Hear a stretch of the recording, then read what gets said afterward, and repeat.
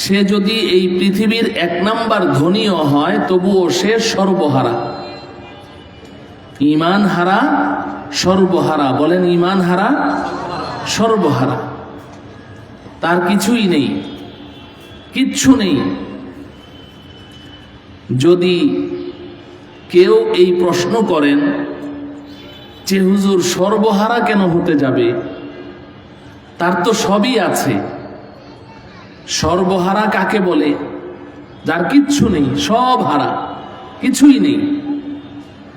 কিন্তু যেই মানুষটার ঈমান নেই তাকে আপনি সর্বহারা কেন বলছেন? তার তো সব আছে, শুধু ঈমানটুকুই না নেই, বাকি সবই তো আছে। প্রচুর সম্পদের মালিক, টাকা পয়সা, বাড়ি গাড়ি, ধন দৌলত, সুনাম সুখ্যাতি, শিক্ষা দীক্ষা, লোকবল, ক্ষমতা, যা প্রয়োজন সবই আছে ওর, শুধু একটু ঈমানটুকুই না নেই। এই কারণে আপনি তাকে সর্বহারা কেন বলছেন? যদি কেউ এই প্রশ্ন করেন তাহলে তার জন্য একটা উত্তম দৃষ্টান্ত আছে, উত্তম একটা দৃষ্টান্ত আছে। এই দৃষ্টান্তটি আমার নয়, এই উপমহাদেশের শ্রেষ্ঠ মুফাসসিরে কোরআন, এই উপমহাদেশের শ্রেষ্ঠ মুফতি আজম হযরত মুফতি শফি রহমতুল্লাহ আলাইহি উনি বলেছেন যে কেউ যদি এই কথা মনে করে যে না, আমার ছেলেটা এখন স্পেনে থাকে, অনেক টাকা ইনকাম করে, অনেক দামি গাড়ি নিয়ে চলাফেরা করে, ওইখানকার সরকারি বড় কর্মকর্তা, হাজার হাজার মানুষ তাকে দেখলে সিলট দেয়, দাঁড়িয়ে যায়, অনেক কিছু অনেক কিছু, শুধু একটু ছেলেটা বদ্দিন হয়ে গেছে, বেঈমান হয়ে গেছে, ঈমান নাই। তো কেউ যদি মনে করে যে ঈমান হারা, সে সর্বহারা কেন হতে যাবে? ওর সব আছে, শুধু একটু সামান্য ঈমানটুকুই না নেই। তো তার জন্য একটা দৃষ্টান্ত হলো, আমার প্রিয় যুবক ভাইয়েরা, মনে করুন আপনারা কয় বন্ধু মিলে বসে আড্ডা দিচ্ছেন, 8-10 জন বসে আড্ডা দিচ্ছেন। এর মধ্যে হঠাৎ করে এক বন্ধু বুকে হাত চাপা দিয়ে একটা চিৎকার দিয়ে শুয়ে পড়ল, লম্বা হয়ে শুয়ে পড়ল। এখন আর সে নড়াচড়া করে না, চক্ষু বন্ধ, কথা বলে না। আপনি যতই ডাকছেন সে ডাকে সাড়া দেয় না। ব্যাপার কি, হলো কি? এতক্ষণ পর্যন্ত গল্প করছি কত সুন্দর, হঠাৎ করে ওর হলোটা কি? ডাক্তার খবর দিয়েছেন। ডাক্তার এসে তার মাথা থেকে পা পর্যন্ত হোল বডি চেক আপ করে বলছে যে না, ওর শরীরের কোনো অঙ্গ প্রত্যঙ্গে কোথাও কোনো সমস্যা নেই, সব ঠিক আছে। মাথার একটা চুলও ঝরে পড়েনি, শরীরের একটা পশমও খসে পড়েনি, ওর সব কিছু ঠিকঠাক আছে। প্রশ্ন করলেন ডাক্তার, সবই যদি ঠিক আছে কথা বলে না কেন? সবই যদি ঠিক আছে ও চক্ষু খোলে না কেন? সবই যদি ঠিক আছে তা আমি ডাকছি সে ডাকে সাড়া দেয় না কেন? সবই যদি ঠিক আছে ও নড়ে চড়ে না কেন? তো ডাক্তার বলছে ওর সব ঠিক আছে, এক জায়গায় একটু প্রবলেম হয়েছে, সামান্য একটু প্রবলেম। বলে সেই প্রবলেমটা কি? বলে যে ওর সব ঠিক আছে, শুধু জানটা বের হয়ে গেছে। কি বের হয়ে গেছে? ওর জান নাই। এবার আপনি বলুন তো দেখি, ওর সব ঠিকঠাক আছে, শুধু জানটুকু নেই, এটা কি সামান্য প্রবলেম না পুরাটাই প্রবলেম? হ্যাঁ, পুরাটাই প্রবলেম। তো যখন জানটা বের হয়ে গেল, এবার আপনি বলছেন লাশ। কি বলছেন? আমিও বলছি লাশ, গোটা পৃথিবী বলছে লাশ। কিন্তু লাশ যে বলছেন, আপনি কি জানেন লাশ অর্থ কি? লাশ আরবি শব্দ, লা শাই, লা একটা শব্দ, শাই একটা শব্দ, এই দুইটা শব্দ একত্রিত হয়ে হয়েছে লাশ। লা মানে নাই, শাই মানে কিচ্ছু, লাশ মানে কিচ্ছু নেই। লাশ অর্থ কি? বলেন লাশ অর্থ কি? কিচ্ছু নাই। এখন আপনি যখন এই লোকটাকে লাশ বলছেন, আমি তো এখন আপনার সাথে ঝগড়া শুরু করে দিব, কেন রে ভাই তুমি তাকে লাশ বলছো? ওর তো সবই আছে, ওর তো সবই আছে, তুমি লাশ বলছো কেন? তোমার দেহে যত অঙ্গ প্রত্যঙ্গ আছে সব ওর মধ্যে আছে, কোথাও তো কোনো সমস্যা নেই। ওর বাড়ির জায়গায় বাড়ি আছে, গাড়ির জায়গায় গাড়ি আছে, ব্যাংক ব্যালেন্সের জায়গায় ব্যাংক ব্যালেন্সও ঠিক আছে, ওর সব কিছু ঠিকঠাক আছে, শুধু একটু জানটুকু না বের হয়েছে, এই কারণে তুমি লাশ বলছো। কিচ্ছু নাই কেন বলছো? সব আছে, সামান্য একটু নাই, এটা বলো। না না না, আপনি বলবেন না, এই সব কিছু থাকা সত্ত্বেও জান নাই মানে কিচ্ছু নাই। আমিও বলবো সব কিছু থাকা সত্ত্বেও ঈমান নাই মানে কিচ্ছু নাই। ঈমান হারা সর্বহারা। ঈমান হারা কি? ঈমান হারা কি বলেন? সর্বহারা, সর্বহারা। আল্লাহ রব্বুল আলামিন কোরআনে কারীমেও এই কথা বলেছেন যে ঈমান ছাড়া তুমি যত চেষ্টা সাধনা করো না কেন কোনো কাজে লাগবে না, কোনোই কাজে লাগবে না। ইন্নাল্লাযীনা কাযযাবু বিআয়াতিনা ওয়াস্তাকবারু আনহা لا تفتح لهم أبواب السماء والأرض ولا يدخلون الجنة حتى يلج الجمل في سم الخياط।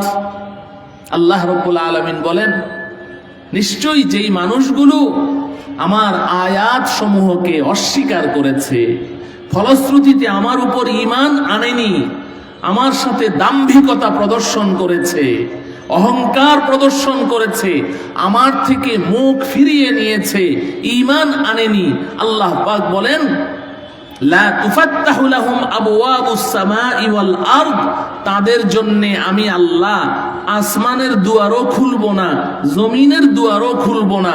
ওয়ালা ইয়াদখুলুনাল জান্নাহ, এবং সে কশ্চিন কালেও আমার জান্নাতে প্রবেশ করতে পারবে না। হাত্তা ইয়ালিজাল জামালু ফি সাম্মিল খিয়াত, আল্লাহ পাক বলেন ঈমান শূন্য হয়ে, ঈমান হারা হয়ে চেষ্টা সাধনা করে জান্নাতে যাওয়া এমনটি অসম্ভব, যেমনটি আল্লাহ বলছেন যে একটি জ্যান্ত উট শুয়ের পাছার ছিদ্রি দিয়ে চলাফেরা করা যেমন অসম্ভব, ঈমান ছাড়া জান্নাত পাওয়াও তেমন অসম্ভব। জামাল উট, সাম্মুল খিয়াত, শুয়ের পাছার ছিদ্রি, আল্লাহ নিজে বলছে শুয়ের পাছার ছিদ্রি দিয়ে একটা উট চলাফেরা করতে পারবে? কোনোদিনও কল্পনা করা যায়? অতএব ঈমান ছাড়া জান্নাত পাওয়ারও কোনোদিন কল্পনা করা যায় না। আল্লাহ রব্বুল আলামিন দয়া করে মায়া করে আমাকে আপনাকে ওই ঈমানের মালিক বানিয়েছেন, এজন্য মহান রব্বুল আলামিনের দরবারে শুকরিয়া আদায় করছি, আলহামদুলিল্লাহ। মুহতারাম হাজিরিন, আমি ঈমান সম্পর্কে কিছু বলা আমার মাকসাদ নয়।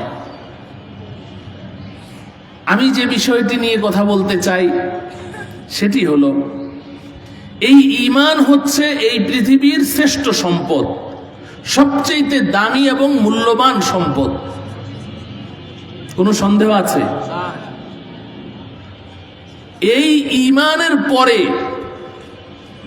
দ্বিতীয় স্থানে, ঈমানের পরে সেকেন্ড পজিশনে আল্লাহ পাকের কোন নিয়ামতটা আছে ওটা নিয়ে আমি কথা বলতে চাই। ঈমানের পরে 2 নম্বরে সবচেয়ে শ্রেষ্ঠ নিয়ামত হচ্ছে ইলম আর শিক্ষা। বলেন, হতে পারে ঈমানের পরে দ্বিতীয় স্তরে সর্বশ্রেষ্ঠ নিয়ামতের নাম কি? ইলম আর শিক্ষা। এটা হলো 2 নম্বরে ঈমানের পরে। এই কথা আমার নয়, আমাদের আকাবিরিনরা কিতাবের মধ্যে লিখে গেছে। দ্বিতীয় নম্বর পজিশন হলো ইলম আর শিক্ষা। শিক্ষার দাম এত বেশি, ইলমের দাম এত বেশি যে ঈমানের পরেই ইলমের স্থান। এজন্য আপনি দেখবেন আমাদের এই জামিয়া নূরিয়া কাসিমুল উলুমে দাওরায়ে হাদিসে যে সিহাসেত্তার হাদিসের কিতাব পড়ানো হয়, আপনারা সিহাসেত্তা বললে বুঝেন হাদিসের 6খানা কিতাব, বুখারী শরীফ, মুসলিম শরীফ, তিরমিজি শরীফ, আবু দাউদ শরীফ, নাসাই শরীফ, ইবনে মাজাহ শরীফ। এই হাদিসগুলোর মধ্যে হাদিসের কিতাবের জগতে সর্বাধিক বিশুদ্ধতম হাদিসের কিতাবের নাম হলো সহিহুল বুখারী, বুখারী শরীফ। এটা শুনেছেন না? আসাহুল কুতুবি বাদা কিতাবিল্লাহ সহিহুল বুখারী। কোরআন শরীফের পরে পৃথিবীর সবচেয়ে বিশুদ্ধতম কিতাবের নাম হলো বুখারী শরীফ। এই বুখারী শরীফে ইমামে বুখারী রহমতুল্লাহ আলাইহি তিনি বুখারী শরীফের শুরুতে এই যে কিতাবুল ঈমান, ঈমানের অধ্যায় আলোচনা করেছেন। ঈমানের অধ্যায় শেষ করেই তিনি কিতাবুল ইলম, ইলম নিয়ে আলোচনা করেছেন, ইলমের অধ্যায় নিয়ে এসেছেন। ঈমানের কিতাবুল ঈমানের পরে কিতাবুল ইলম, ঈমানের আলোচনার পরেই কিতাবুল ইলম, ইলমের আলোচনা, ইলমের অধ্যায় নিয়ে এসেছেন। তো অনেকেই প্রশ্ন উত্থাপন করেছেন যে ঈমানের পরে ইলমের আলোচনা কেন আসবে? একজন মানুষ যখন ঈমান আনয়ন করে তো ঈমান আনার সাথে সাথে তার উপরে সর্বপ্রথম নামাজ ফরজ হয়ে যায়। তো ঈমানের পরে কিতাবুস সালাত না আসা দরকার ছিল, সালাতের আলোচনা করা দরকার ছিল।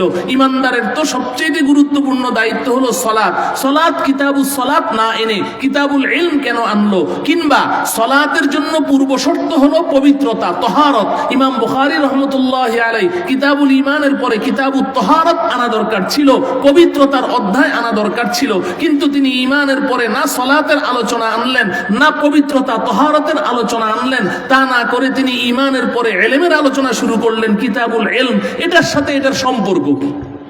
অনেকেই এই প্রশ্ন উত্থাপন করেছেন, কিন্তু মুহাক্কিকিনগণ, গবেষক যারা ব্যাখ্যাকার বুখারী শরীফের, তারা এটার জবাব দিয়েছেন। হাফিজে হাদিস আল্লামা হাফিজ ইবনে হাজার আসকালানী রহমতুল্লাহি আলাইহি ফাতহুল বারী শরহ সহিহুল বুখারীর মধ্যে, আল্লামা বদরুদ্দিন আইনি হানাফি রহমতুল্লাহি আলাইহি উমদাতুল কারীর মধ্যে তারা জবাব দিয়েছেন। ইমামে বুখারী রহমতুল্লাহি আলাইহি এখানে বড় বিচক্ষণতার পরিচয় দিয়েছেন, তার ইলমি গভীরতা এবং দূরদর্শিতার পরিচয় তিনি এখানে দিয়েছেন যে ঈমানের পরে কিতাবুল ইলম, ইলমের আলোচনা, ইলমের অধ্যায় নিয়ে এসেছেন। কারণ হলো ইমামে বুখারী রহমতুল্লাহি আলাইহি এই কথা বলতে চান, ও আমার বুখারী শরীফের পাঠকেরা, ও আমার সহিহ বুখারীর অধ্যয়নকারীরা, শুনে রাখো, ঈমানের পরে তোমার উপরে যেই বিধানই আরোপিত হোক, সেটা সালাত হোক কিংবা সওম হোক, যাকাত হোক কিংবা হজ হোক, কিংবা মুআমালা লেনদেন সংক্রান্ত হোক, কিংবা মুআশারা সামাজিকতা সংক্রান্ত হোক, কিংবা আখলাকিয়াত চারিত্রিক সংক্রান্ত হোক, কিংবা কাজা বিচার সংক্রান্ত হোক, অর্থাৎ ঈমানের পরে যত বিধান তোমার উপরে আছে, যেই বিধানটাই হোক, সেটা যদি তুমি মানতে চাও, আগে তোমাকে জানতে হবে। মানতে গেলে কি করতে হয়? মানতে গেলে কি করতে হয়? জানা ছাড়া মানা যায় না। জানা ছাড়া কি করা যায় না? তাইলে আমাদের সমস্ত মানামানি ডিপেন্ডেন্ট কিসের উপরে? জানাজানির উপরে। বলেন না, মানামানি কিসের উপরে? জানাজানির উপরে ডিপেন্ডেন্ট। না জানলে মানবো কেমনে? আর জানার অপর নামই হলো ইলম। জানার অপর নাম কি? তো এজন্য ইমামে বুখারী রহমতুল্লাহি আলাইহি কিতাবুল ঈমানের পরেই কিতাবুল ইলম নিয়ে এসেছেন, যে আগে ইলম বুঝো, ইলম কাকে বলে, ইলমের গুরুত্ব বুঝো। তারপরে তুমি সালাত আদায় করতে চাও, সালাত সম্পর্কে তোমাকে ইলম অর্জন করতে হবে। সওম পালন করতে চাও, ইলম অর্জন করতে হবে। যাকাত আদায় করতে চাও, যাকাতের বিধান সম্পর্কে ইলম অর্জন করতে হবে। হজ করতে চাও, হজের বিধান সম্পর্কে ইলম অর্জন করতে হবে। যে কোনো বিধান তোমার উপরে আসুক না কেন, আগে তোমাকে ইলম অর্জন করতে হবে, তারপরে সেটা মানতে হবে, তবেই তুমি বিশুদ্ধভাবে মানতে পারবে। আর যদি ইলম অর্জন না করো, না করে যদি মানতে যাও, তাহলে পদে পদে ভুল করবে।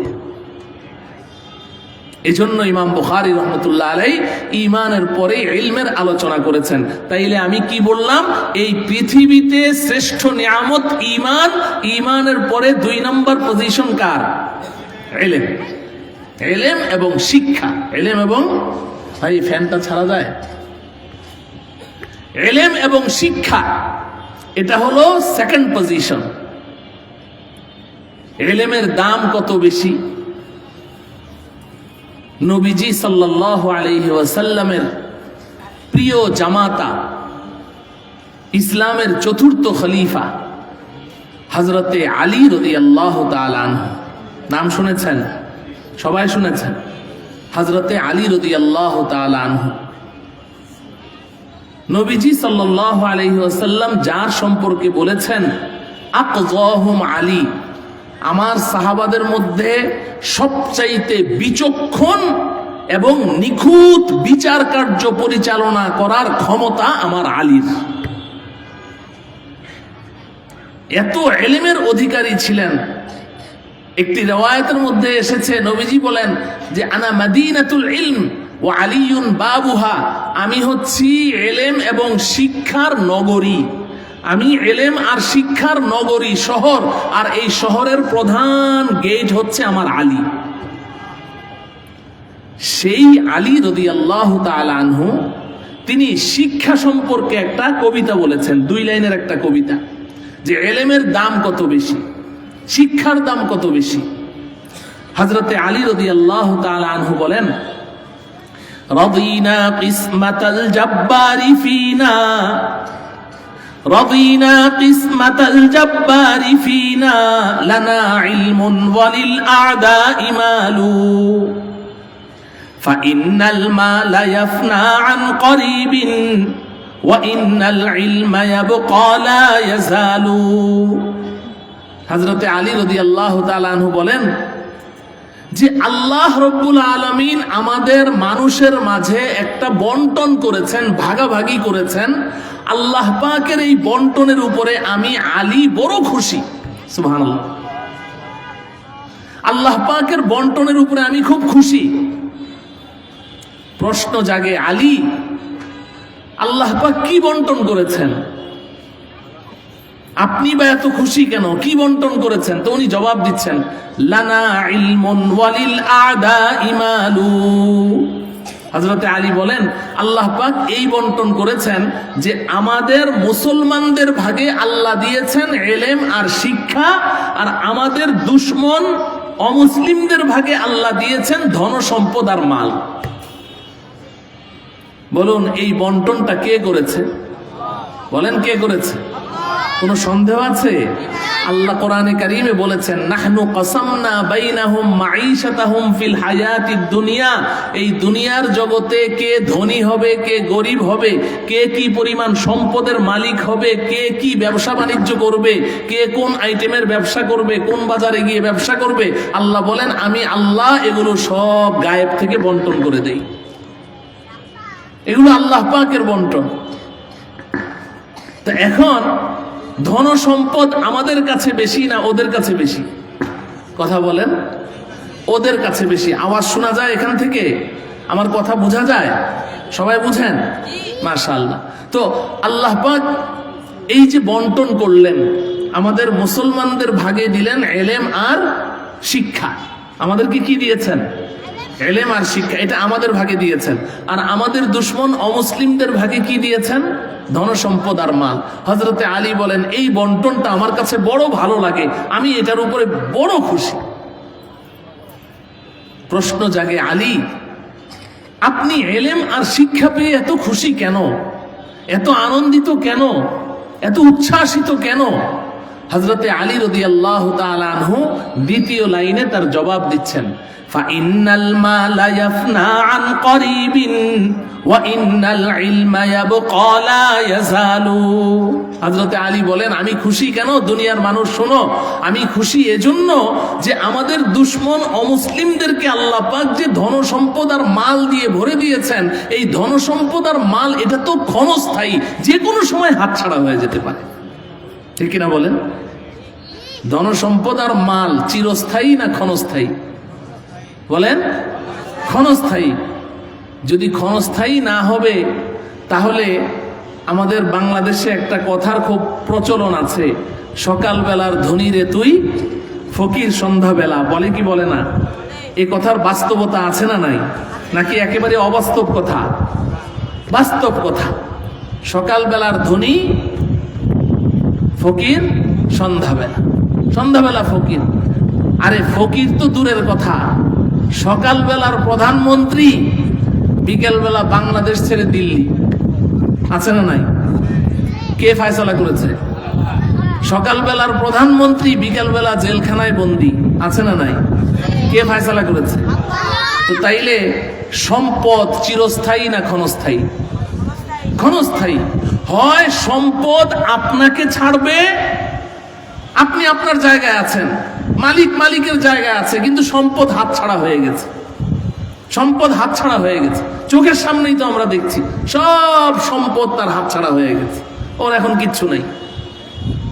অথবা আপনি যদি বলেন যে না, আমি সম্পদ ছাড়বো না, অক্টোপাসের মতো সম্পদকে আঁকড়ে ধরে আছেন, কতদিন পর্যন্ত ধরে রাখতে পারবেন? যতদিন জানটা ভেতরে আছে, জান বের হয়ে গেছে, হাত একেবারে লুজ হয়ে যাবে, এবার আর ধরে রাখতে পারবেন না, এবার সম্পদের জায়গায় সম্পদের পাহাড় পড়ে থাকবে, আপনি অন্য জগতের বাসিন্দা হয়ে চলে যাবেন। ঠিক কিনা বলেন?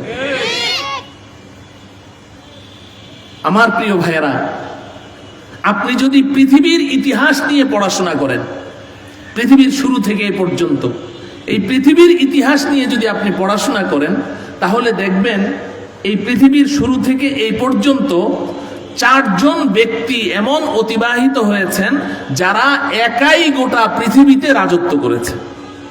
গোটা পৃথিবীর বাদশাহ একজন, গোটা পৃথিবীর রাজা একজন, দ্বিতীয় কোনো রাজা নেই। এমন কয়জন অতিবাহিত হয়েছে বলেন? 4 জন। এই 4 জনের মধ্যে একজনের নাম জুলকারনাইন, বাদশাহ জুলকারনাইন। এই বাদশাহ জুলকারনাইনের আলোচনা আল্লাহ পাক কোরআনে কারীমের মধ্যে করেছেন, সূরাতুল কাহফের মধ্যে। গোটা পৃথিবীর বাদশাহ ছিলেন উনি একাই। বাদশাহ জুলকারনাইন যখন ইন্তেকাল করেন, ইন্তেকালের পূর্ব মুহূর্তে তিনি তার পরিবারের সব সদস্যদেরকে ডাকলেন, ডেকে একটি মাত্র ওসিয়ত করলেন। ওসিয়ত বুঝেন তো? মৃত্যুর পূর্ব মুহূর্তে আত্মীয় স্বজনদেরকে, সন্তানদেরকে, পরিবারকে শেষ কথা যেটা বলে যায়, ওসিয়ত। বাদশাহ জুলকারনাইন ইন্তেকালের আগে তার পরিবারের সব সদস্যদেরকে ডেকে একটি মাত্র ওসিয়ত করলেন। সেই ওসিয়তটাও বড় আশ্চর্য রকমের, আজীব ধরনের। সেই ওসিয়তটা ছিল এই, তিনি সবাইকে ডেকে বললেন যে দেখো, আমি মারা যাওয়ার পরে তোমরা যখন আমার লাশ গোছল দিবে, গোছল দিয়ে যখন কাফনের কাপড়টা পরাবে, তো আমার মাথা থেকে পা পর্যন্ত পুরাটা দেহ তো ঢেকেই ফেলবে, কিন্তু হাত দুটো কিন্তু ঢেকো না, হাত দুটো কাফনের কাপড়ের বাইরে খোলা রেখে দিবে। পরিবারের সদস্যরা সবাই অবাক যে এইভাবে কাফনের কাপড় পরানোর কোনো পদ্ধতি তো আমাদের জানা নেই, আপনি কেন এইভাবে পড়াতে বলছেন? বাদশাহ জুলকারনাইন জবাব দিচ্ছেন যে দেখো, আমি আমার দুটো হাত কাফনের কাপড়ের বাইরে খোলা রাখতে এজন্য বলছি যে যখন তোমরা আমার লাশ কাঁধে নিয়ে কবরের দিকে যাত্রা করবে, ওই মুহূর্তেও আমি গোটা পৃথিবীবাসীকে একটি মেসেজ দিয়ে যেতে চাই, তাদেরকে একটা ওসিয়ত করতে চাই। আপনার লাশ নিয়ে যখন যাত্রা করব তখন তো আপনি মৃত, আপনি ওসিয়ত কেমনে করবেন? বাদশাহ জুলকারনাইন বলেন, ওই যে আমি হাত দুটো খোলা রাখতে বলছি, এটার দ্বারাই আমি তাদেরকে এই উপদেশ দিয়ে যেতে চাই, এই দুনিয়ার মানুষ, দেখো দেখো, যারা আমাকে চেনো তারা তো চেনোই, আর যারা চেনো না তারা জেনে রাখো, আমি বাদশাহ জুলকারনাইন, আমি গোটা পৃথিবীর মালিক ছিলাম, গোটা পৃথিবীর রাজত্ব আমার হাতে ছিল, আমার 2 হাতের মুঠোর ভেতরে পুরা পৃথিবী ভরা ছিল। আজকে আমি যখন ভিন্ন জগতের বাসিন্দা হয়ে চলছি, কবর জগতের বাসিন্দা হয়ে চলছি, আমার হাত দুটো যদি কাফনের কাপড়ের ভেতরে ঢাকা থাকতো, কেউ এমনটি ভাবলেও ভাবতে পারতো যে জুলকারনাইন যেহেতু গোটা পৃথিবীর বাদশা ছিল, গোটা পৃথিবী তার 2 হাতের ভেতরে ছিল, এখন যদি আমার হাত দুটো ঢাকা থাকতো, সে এটা চিন্তা করত হয়তোবা 2 হাতের মুঠের ভেতরে করে কিছু সম্পত্তি নিয়ে যাচ্ছে, সোনা দানা নিয়ে যাচ্ছে কবরে, এই চিন্তাটুকু যেন কারো মনে না আসে, এজন্য হাত দুটো বাইরে খোলা রেখে দিলাম। দেখো দেখো, গোটা পৃথিবীর বাদশা হয়েও আমি কিন্তু কবরে যাচ্ছি হাত দুটো খালি নিয়ে। ফাইন্নাল মালা ইয়াফনা আন করিবিন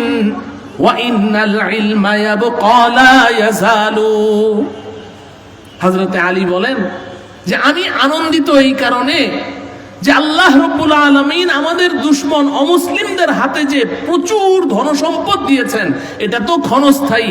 হয় সম্পদ তাকে ছেড়ে যাবে অথবা সে সম্পদকে ছেড়ে যাবে, সম্পদ চিরস্থায়ী নয়। পক্ষান্তরে আল্লাহ রাব্বুল আলামিন আমাদের মুসলমানদেরকে ইলম আর শিক্ষার মালিক বানিয়েছেন, যে নাকি এই সম্পদের মালিক হয়ে যেতে পারবে, ইলম আর শিক্ষার মালিক হতে পারবে। এই ইলম আর শিক্ষা কোনোদিন তার হাত ছাড়া হবে না। এই ইলম আর শিক্ষা কখনো তাকে ছেড়ে যাবে না। সে যখন কবরে যাবে তার ইলম তার সাথে যাবে। সে যখন হাসরের ময়দানে আল্লাহ পাকের আদালতের কাঠগড়ায় দাঁড়াবে, তার ইলম আর শিক্ষা তার সাথেই থাকবে। এরপর ইনশাআল্লাহ এই ইলম আর শিক্ষা তার সাথে সোজা জান্নাতেও চলে যাবে। অতএব এই ইলম আর এই শিক্ষার মালিক হয়ে আমরা মুসলমানরা ঠকলাম না জিতলাম? জোরে বলেন। অতএব আমরা সবাই আল্লাহ পাকের দরবারে শুকরিয়া আদায় করে পড়ি আলহামদুলিল্লাহ। আমার প্রিয় ভাইয়েরা, এখন একটা প্রশ্ন, এই প্রশ্নটাই হচ্ছে আমার আসল উদ্দেশ্য। এখন আমাদের সামনে গুরুত্বপূর্ণ একটা প্রশ্ন দাঁড়িয়ে গেল যে হযরতে আলী রাদিয়াল্লাহু তাআলা আনহু এই ইলম আর এই শিক্ষা পেয়ে যে এতটা উচ্ছ্বাসিত, এতটা আনন্দিত, শিক্ষার দাম এত বেশি যে নবীজি সাল্লাল্লাহু আলাইহি ওয়াসাল্লাম পরিষ্কার বলে দিয়েছেন, তলাবুল ইলমি ফারিদাতুন আলা কুল্লি মুসলিম। ইলম অর্জন করা, শিক্ষা অর্জন করা প্রতিটি মুসলমানের উপরে ফরজ। এত দামি শিক্ষা, প্রশ্ন হলো কোন শিক্ষা? প্রশ্ন কি? কোন শিক্ষা? প্রশ্ন কি? কোন শিক্ষা? হযরতে আলী কোন শিক্ষা পেয়ে এতটা আনন্দিত? নবীজি সাল্লাল্লাহু আলাইহি ওয়াসাল্লাম আমাদের উপরে কোন শিক্ষাটা অর্জন করা ফরজ করে দিয়েছেন? নামাজ পড়া যেমন ফরজ, ওই শিক্ষাটা অর্জন করাও ফরজ। নবীজি বলেছেন। সেই শিক্ষাটা কোন শিক্ষা? আমি এ সম্পর্কে দু চারটি কথা আপনাদের সামনে নিবেদন করতে চাই। আল্লাহ রব্বুল আলামিন তিলাওয়াতকৃত আয়াত ও আহাদিসকে সামনে রেখে সংশ্লিষ্ট বিষয়ে আমাকে দু চারটি সহি কথা, দু চারটি হক কথা, জরুরি কথা, যা আমাদের সকলের জন্য উপকারী হতে পারে, এমন কিছু কথা ইখলাসপূর্ণভাবে আমাকে বলার তৌফিক দান করুন। আমাদের সকলকে এই কথাগুলো গভীর মনোযোগ সহকারে আমলের উদ্দেশ্যে এবং অন্যের কাছে পৌঁছিয়ে দেওয়ার উদ্দেশ্যে গভীর মনোযোগ সহকারে শ্রবণ করার তৌফিক দান করুন। মুহতারাম হাজিরিন, আপনারা সবাই জানেন বর্তমান পৃথিবীতে শিক্ষার দুইটি ধারা চালু আছে। কয়টি? দুইটি ধারা চালু আছে। একটি শিক্ষা আমরা আমাদের সন্তানদেরকে স্কুল, কলেজ, ইউনিভার্সিটিতে দিয়ে থাকি, যেটাকে আমরা বলি জেনারেল শিক্ষা। কি বলি? জেনারেল শিক্ষা। আরেকটি শিক্ষা যা আমরা আমাদের সন্তানদেরকে মাদ্রাসায় দিয়ে থাকি, যেটাকে বলা হয় দ্বীনি শিক্ষা। তাহলে শিক্ষার কয়টি ধারা? আমার সাথে কথা বলতে হবে। কয়টি ধারা? দুইটি ধারা। একটি শিক্ষা জেনারেল শিক্ষা, আরেকটি শিক্ষা দ্বীনি শিক্ষা। এই দুইটি ধারা শুধু বাংলাদেশ নয়, গোটা পৃথিবী ব্যাপী ছড়িয়ে ছিটিয়ে আছে শিক্ষার দুইটি ধারা। জেনারেল শিক্ষা আমরা আমাদের সন্তানদেরকে স্কুল, কলেজ, ইউনিভার্সিটিতে দেই।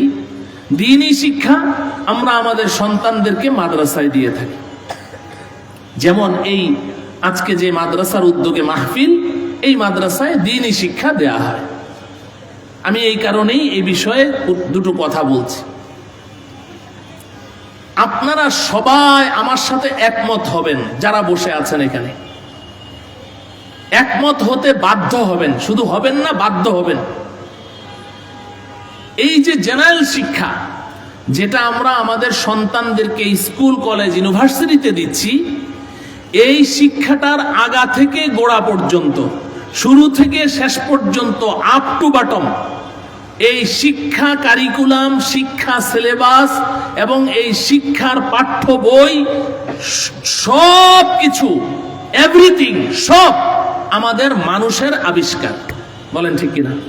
ঠিক হলে সবাই জি বলেন, আর যদি ঠিক না হয় প্রতিবাদ করবেন। এই পুরা শিক্ষাটা কাদের আবিষ্কার? হ্যাঁ, নাকি ফেরেশতারা আসমান থেকে নাজিল করেছে? তাইলে এই জেনারেল শিক্ষাটা শুরু থেকে শেষ পর্যন্ত পুরাটা কার আবিষ্কার? মানুষের আবিষ্কার। এই কথায় সবাই একমত তো? আচ্ছা, এবার আসেন, আমরা মানুষ, আমরা যত কিছু আবিষ্কার করি, আমাদের আবিষ্কারের মধ্যে ভুল থাকবেই থাকবে। আমাদের মানুষের আবিষ্কার কখনো নির্ভুল হয় না। হয় কি? মানুষের আবিষ্কারে সবসময় কি থাকে? হ্যাঁ, হয়তোবা আপনার আবিষ্কৃত এই বস্তুটার ভুল আপনি ধরতে পারেননি, আরেকজনে ধরবে। আপনার জীবদ্দশায় ধরা পড়েনি, আপনার মৃত্যুর পরে ধরা পড়বে। আজকে পড়েনি, কালকে পড়বে, কাল পড়েনি, পরশুদিন পড়বে, ভুল ধরা পড়বেই পড়বে। মানুষের আবিষ্কৃত কোনো বস্তু কখনো নির্ভুল হতে পারে না। আপনি প্রশ্ন করবেন কেন মানুষের আবিষ্কৃত কোনো বস্তু নির্ভুল হয় না কেন? এই কথাটা, এই কেনর জবাবটা আপনাদের বুঝতে হবে। আপনারা সবাই শিক্ষিত মানুষ, জ্ঞানী গুণী মানুষ, আমি আশা করি খুব সংক্ষেপে আমি বলবো, আপনারা বুঝে নেবেন। দেখুন, আল্লাহ রব্বুল আলামিন কোনো শিক্ষা অর্জনের জন্যে কিংবা কোনো শিক্ষা আবিষ্কারের জন্যে আমাদের মানুষদেরকে প্রাথমিকভাবে 5টা শক্তি দান করেছেন। কয়টা? 5টা শক্তি দান করেছেন। কয়টা? 5টা। এই 5টা শক্তি আল্লাহ আমাদেরকে দিয়েছেন কোনো শিক্ষা অর্জনের জন্যে কিংবা কোনো শিক্ষা কি করার জন্যে? আবিষ্কার করার জন্য। এই 5টা শক্তিকে আপনাদের জেনারেল শিক্ষার পরিভাষায় আপনারা বলেন পঞ্চ ইন্দ্রিয় শক্তি। কি বলেন? পঞ্চ ইন্দ্রিয় শক্তি। আর আমাদের এলমি পরিভাষায় আমরা বলি হাওয়াসে খামসায়ে জাহেরা, মানে পঞ্চ ইন্দ্রিয় শক্তি। এই পঞ্চ ইন্দ্রিয় শক্তি কি কি? চক্ষু, 1 নম্বর কি? চক্ষু। 2 নম্বর কর্ণ, 3 নম্বর নাসিকা, 4 নম্বর জিহ্বা, 5 নম্বর ত্বক, শরীর। কয়টা হলো? বলেন কয়টা হলো? 5টা। আবারও বলছি, চক্ষু, কর্ণ, নাসিকা, জিহ্বা, ত্বক। কয়টা হলো? এই 5টা শক্তি আমাদেরকে কে দিয়েছেন? জোরে বলেন, কে দিয়েছেন? আল্লাহ দিয়েছেন। এই পঞ্চ ইন্দ্রিয় শক্তি ব্যয় করে আমরা প্রতিনিয়ত অসংখ্য শিক্ষা অর্জন করি, আবার অনেক শিক্ষা আবিষ্কারও করি এই পঞ্চ ইন্দ্রিয় শক্তি ব্যয় করে। আমি খুব ছোট্ট একটা উদাহরণ দিচ্ছি।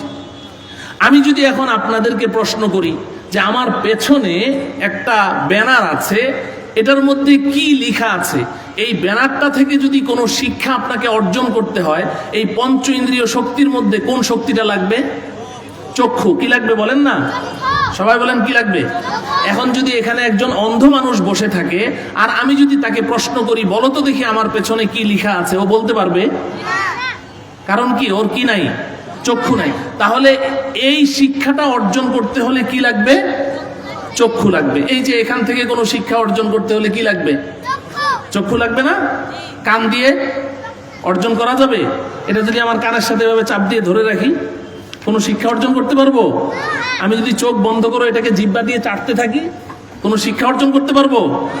আমি চক্ষু বন্ধ করে এটা থেকে ঘ্রাণ নিচ্ছি, কোনো শিক্ষা অর্জন করতে পারবো?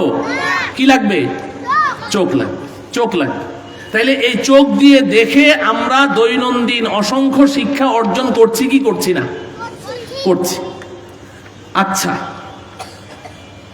আজকে এখানে উলামায়ে কেরাম যে আলোচনা করবেন, আল্লাহওয়ালা বুজুর্গানে দ্বীনের আলোচনা আমরা শুনতে এসেছি, তাদের আলোচনা থেকে যদি কোনো শিক্ষা অর্জন করতে হয় তাহলে আমাদের এই পঞ্চ ইন্দ্রিয় শক্তির মধ্যে কোনটা লাগবে? কান লাগবে। কি লাগবে? যার কান নাই, কান নাই মানে কি? সে শোনে না, শ্রবণ শক্তি নাই। এই মানুষটা এখানে সারাক্ষণ বসে আছে বিকাল থেকে রাত্রে 12টা পর্যন্ত, এই কথা থেকে, উলামায়ে কেরামের কথা থেকে কোনো শিক্ষা সে অর্জন করতে পারবে? কি লাগবে? কান লাগবে। ওর তো চোখ ঠিক আছে, কিন্তু চোখ দিয়ে কোনো শিক্ষা অর্জন করতে পারলো না। আচ্ছা, ধরেন আমি যদি এখন আপনাদের সামনে এই যে শিশিটা ধরলাম, যে বলেন তো দেখি এটার ভেতরে যে আতর আছে এটার ফ্লেভারটা কি, বেলি ফুলের ঘ্রাণ না গোলাপ ফুলের ঘ্রাণ না চামেলি ফুলের ঘ্রাণ? আমি যদি আপনাদেরকে এই প্রশ্ন করি, সবার তো চোখও আছে কানও আছে, কেউ বলতে পারবেন? বলবেন যে হুজুর এভাবে কেমনে হবে? আপনি শিশির মুখটা খুলেন, খুলে আমার নাকের আগে একটু লাগাই দেন, তাইলে আমি বলতে পারবো, ঠিক না বে ঠিক? তাহলে এটার থেকে শিক্ষা অর্জন করতে কি লাগবে? নাক ছাড়া হবে? হবে না। আমি যদি এখন প্রশ্ন করি, এই যে দেখেন আমার হাতে যে গ্লাসটা আছে এটার পানিটা কি গরম না ঠান্ডা? আপনি বলবেন যে হুজুর ওখানে রাখলে কেমনে হবে, আমার শরীরের সাথে একটু চেপে ধরেন, আমি বলে দেব, ঠিক না বে ঠিক? তাহলে এটার জন্য কি লাগবে? ত্বক লাগবে। বলেন কি লাগবে? ত্বক লাগবে। আমি যদি এখন বাজার থেকে বনফুল থেকে একেবারে লেটেস্ট মডেলের একটা মিষ্টির প্যাকেট এনে বলি যে এই মিষ্টিটার ফ্লেভারটা কি বলেন তো দেখি, এটা কি স্ট্রবেরি ফ্লেভার না অ্যাপল ফ্লেভার না ব্যানানা ফ্লেভার? আপনি বলবেন হুজুর আপনার হাতে থাকলে কাজ হবে না, একটু আমার জিহ্বার মধ্যে ছোঁয়ায় দেন, সাথে সাথে বলে দিব। বলেন ঠিক না বেটি? তো তাইলে এই যে পঞ্চ ইন্দ্রিয় শক্তি আল্লাহ পাক আমাদেরকে দিয়েছেন, এই পঞ্চ ইন্দ্রিয় শক্তি দিয়ে আমরা দৈনন্দিন কত শিক্ষা অর্জন করছি এবং কত শিক্ষা আবিষ্কার করছি, বলুন ঠিক না বেঠিক? মুহতারাম হাজিরিন, এই পঞ্চ ইন্দ্রিয় শক্তি আল্লাহ আমাদেরকে দিয়েছেন শিক্ষা অর্জনের জন্য, শিক্ষা আবিষ্কারের জন্য। কিন্তু আশ্চর্যের ব্যাপার কি জানেন? আশ্চর্যের ব্যাপার হলো আমাদের এই পঞ্চ ইন্দ্রিয় শক্তি সবসময় আমাদেরকে সঠিক রিপোর্ট দেয় না, মাঝে মধ্যে ভুল রিপোর্ট দেয়, মাঝে মধ্যে আমাদের সাথে প্রতারণা করে, ধোঁকাবাজি করে। আমার চোখ আমাকে সবসময় সঠিক রিপোর্ট দেয় না, আমার কান আমাকে সবসময় সঠিক রিপোর্ট দেয় না, আমার জিহ্বা, আমার নাসিকা, আমার ত্বক আমাকে অনেক সময় ভুল রিপোর্ট দেয়, আমাকে মিসগাইড করে, আমার সাথে প্রতারণা করে। এই কারণে এই পঞ্চ ইন্দ্রিয় শক্তির আবিষ্কৃত বস্তুর উপরেও কোনো আস্থা রাখা। আপনি বলবেন যে হুজুর এটা কেমন কথা, চোখ আবার কেমনে প্রতারণা করে, কেমনে মিথ্যা রিপোর্ট দেয়? আমরা তো অনেক সময় সন্তানকে যদি বলি যে কালকে তুই ওই দিন আমি বিকেল বেলা কালকে দেখলাম তুই নারিকেল গাছের আগায় উঠলি, কেন উঠেছিস? যদি ছেলে বলে না বাবা আমি উঠি নাই, আপনি বলবেন কি আমি নিজের চোখে দেখলাম, আমি নিজের চোখে দেখলাম, আমার চোখকে কি তুই ফাঁকি দিতে পারবি? আমার চোখকে কি আমি অবিশ্বাস করতে পারি?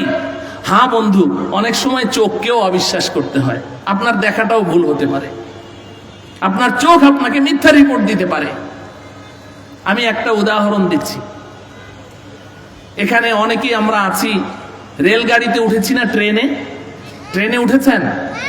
এখন তো উঠার কথা, মেট্রো রেল আবিষ্কার হয়ে গেছে। তো মেট্রো রেলে উঠলে এটা বুঝে আসবে কম, এমনি ট্রেনে জমিনের উপর দিয়ে যেটা চলে ওটা তো আসমানের উপর দিয়ে চলে। ট্রেনে উঠার পরে এই ট্রেন যখন খুব দ্রুত গতিতে চলতে থাকে, এবার আপনি জানালা দিয়ে বাইরে তাকান, সাথে সাথে আপনার চোখ আপনাকে একটা মিথ্যা কথা বলবে, বলবে দেখ গাছ কেমনে দৌড়ায়। বলবে কি বলবে না? যারা দেখেছেন তারা বলেন, চোখ কি বলে? গাছ দৌড়ায় বলে না? ছোট বাচ্চারা যে কি মজা পায়, বলে যে আব্বু দেখো গাছ দৌড়ায়, কারণ ওরা তো জীবনে গাছের দৌড় দেখে নাই, আজকে দেখে গাছ সব পিছন দিকে দৌড়াচ্ছে। আসলে কি গাছ দৌড়াচ্ছে না আমি দৌড়াচ্ছি? আমি দৌড়াচ্ছি। তাহলে চোখ আমাকে সত্য রিপোর্ট দিল না ভুল রিপোর্ট দিল? ভুল রিপোর্ট দিল। আচ্ছা, এটার চেয়েও আরো সহজ উদাহরণ আপনাদেরকে দেই। আপনি আসমানের দিকে তাকান, একটা সূর্য দেখা যায়, যায় কি যায় না? আচ্ছা, যেই মানুষটা সূর্য সম্পর্কে তার কোনো আইডিয়া নাই, কোনো এলেম নাই, কিচ্ছু জানে না, এই মানুষটা যখন সূর্যের দিকে তাকালো, তার চোখ তাকে কত বড় একটা ডাহা মিথ্যা কথা বলে, বলে দেখ সূর্যটা একটা ভাতের থালার সমান। বলে কি বলে না? আপনার চোখ কি বলে? সূর্যটা একটা বড় একটা ফুটবলের সমান, অথবা বলবে বড় সড়ো একটা ভাতের থালার সমান। এটা বলবে কি বলবে না? এবার আপনাদের কাছে জানতে চাই, চোখের এই রিপোর্টটা সত্য না মিথ্যা? হ্যাঁ, মিথ্যা। চোখ তো বলছে এটা ভাতের প্লেটের সমান। আমি তো আপনার সাথে তর্ক শুরু করে দিব, এই যে আমার চোখকে কি আমি অবিশ্বাস করতে পারি? এই যে ভাতের থালার সমান দেখা যায় সূর্যটা, কিন্তু এই সূর্য এই পৃথিবীর চেয়ে 13 লক্ষ গুণ বড়। সুবহানাল্লাহ বলেন। অথচ আমি বলছি ভাতের থালার সমান। তাহলে আমার চোখ আমাকে সঠিক রিপোর্ট দিল না ভুল রিপোর্ট দিল? আমি এমন হাজারো দৃষ্টান্ত আপনার সামনে পেশ করতে পারবো, হাজারো দৃষ্টান্ত। আপনি দুপুর বেলা একেবারেই প্রচন্ড রোদ, উত্তাপ। এই সময় আপনি সংসদ ভবনের সামনে মানিক মিয়া এভিনিউর এক মাথায় দাঁড়ান, রোডের বরাবর। এবার রোডটার দিকে তাকান, দেখবেন ওই সামনে রোডের উপরে পানি থই থই করছে। এরপরে কাছে যান, যেয়ে দেখেন যে কিচ্ছু নাই। এটা কি? মরিচিকা। এটা কি বলে এটাকে? না, আমার কথা বুঝেন না? রোডের উপরে সামনে পানি দেখা যায় না? আরে চোখ মানুষকে কতটা ফাঁকি দেয়, কতটা ভুল রিপোর্ট দেয়। আপনারা তো জানেন, হাজী সাহেব তো এখানে অনেক আছেন। আপনি হজ করতে গেলে সাফা মারোয়া 7 বার দৌড়ান, কি কারণে? ঘটনা কি? হযরতে ইব্রাহিম আলাইহিস সালামের সহধর্মিনী ইসমাইল আলাইহিস সালামের আম্মাজান হযরতে হাজেরা আলাইহিস সালাম, তিনি এই সাফা থেকে মারওয়া, মারওয়া থেকে সাফা 7 বার তিনি দৌড়িয়েছেন। আল্লাহ পাকের পছন্দ হয়ে গেছে, কিয়ামত পর্যন্ত আগত সব হাজীদের উপরে এটাকে ওয়াজিব করে দিয়েছেন। কিন্তু প্রশ্ন হলো, হাজেরা কেন এক পাহাড়, এত বিশাল পাহাড়, এখন তো পাহাড় কিচ্ছু নাই, একটু স্মৃতিচিহ্ন রেখে দিয়েছে কেটে। পাহাড়, একটা পাহাড় কল্পনা করেন, কত বড় পাহাড়। আরব দেশের পাহাড় তো দেখেছেন, সাফা মারওয়া তো এমনই ছিল। তো এত উঁচু একটা পাহাড়ে উনি উঠলেন, ওখান থেকে নেমে আবার মারওয়া গেলেন, মারওয়া থেকে আবার সাফা আসলেন। কারণটা কি? কারণ উনি সাফায় উঠলে দেখেন মারওয়ার উপরে পানি থই থই করছে। ওখান থেকে নেমে আবার মারওয়ায় যান, গিয়ে দেখেন কিচ্ছু নাই। পিছন দিকে তাকিয়ে দেখেন এই মাত্র যেই পাহাড়টা থেকে আসলাম ওটার উপরে দেখি পানি থই থই করছে। আবার ওখান থেকে নেমে আবার গেলেন সাফার উপরে। এইভাবে এই পাহাড়ে উঠলে দেখেন ওই পাহাড়ের উপরে পানি, ওই পাহাড়ের উপরে উঠলে দেখেন এই পাহাড়ের উপরে পানি। চোখ তাকে কি পরিমাণ ধোঁকা দিয়েছে যে এই চোখের কারণে তিনি 7 বার এক পাহাড় থেকে উঠে আরেক পাহাড়ে নেমেছেন, আবার ওখান থেকে নেমে আবার উঠেছে। মরিচিকা, রোদ্রের মধ্যে চিকচিক করছে, মনে হয় যেন পানি। তাহলে আমার চোখ আমাকে সব সময় সঠিক রিপোর্ট দেয় না, ভুল রিপোর্টও দেয়। চোখ আমার সাথে প্রতারণা করে কি করে না?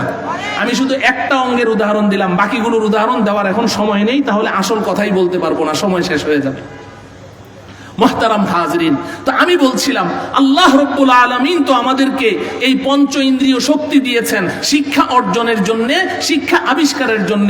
খুব ভালো কথা, এগুলো দিয়ে আমরা দৈনন্দিন শিক্ষা অর্জনও করি, আবিষ্কারও করি। কিন্তু আশ্চর্যের ব্যাপার হলো এগুলো আমাদের সাথে প্রতারণাও করে, আমাদেরকে মাঝে মধ্যে ভুল রিপোর্ট দেয়, মিসগাইড করে। বোঝা গেল এই পঞ্চ ইন্দ্রিয় শক্তির আবিষ্কারের উপরে, শিক্ষার উপরে কি রাখা যায় না? আস্থা রাখা যায়।